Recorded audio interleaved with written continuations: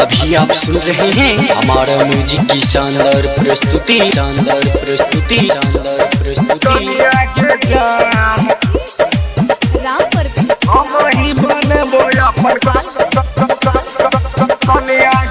निक लागै छौ तोहर ओठ लाली, रिश्ता में लागै छी भैया के साली,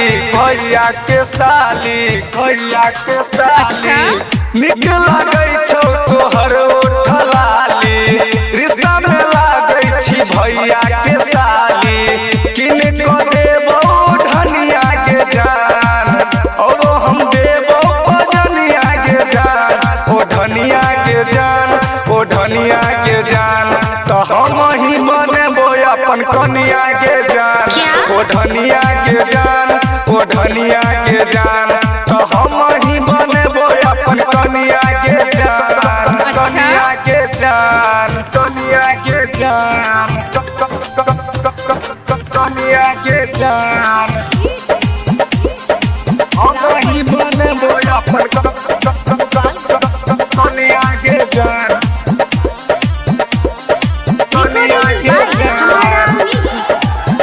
रोज रात को सुना देबो खिस्सा के जान, तू कहबे ता घर में लेबो हिस्सा के जान, तू कहबे ता घर में लेबो हिस्सा के जान। बात हमर कनी छौरी माँ, तू करे नहीं नादानी गे, तू कहबे ता भर को देबो हम कलो सपानी गे। किन को देबो धनिया के जान, पैरों में देबो पजनिया के जान, ओ धनिया के जान, पजनिया के जान, तो हम ही बनेबो अपन कनिया के जान, ओ धनिया के जान, पजनिया के जान, तो हम ही बनेबो अपन कनिया के जान, ओ धनिया के जान, ओ धनिया के जान, तो हम ही बनेबो अपन कनिया के जान। अरे जाना कनिया के जान, कनिया के जान, हम ही बनेबो अपन कनिया के जान, हमारा मिर्ची कनिया के जान।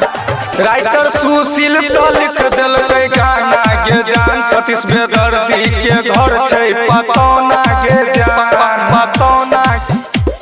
पतौना के जान। संजय संगम के बात जानू मान, उ देतो हनिया के, सतीश बेदर्दी तो देतो तोरा जान, ये पैरों में पजनिया के। सोनुआ देतो हनिया के जान, नीतीश देतो पजनिया के जान, और हनिया के जान, और हनिया के जान, तो हम ही बनेबो अपन कनिया के जान, और हनिया के जान, और हनिया के जान।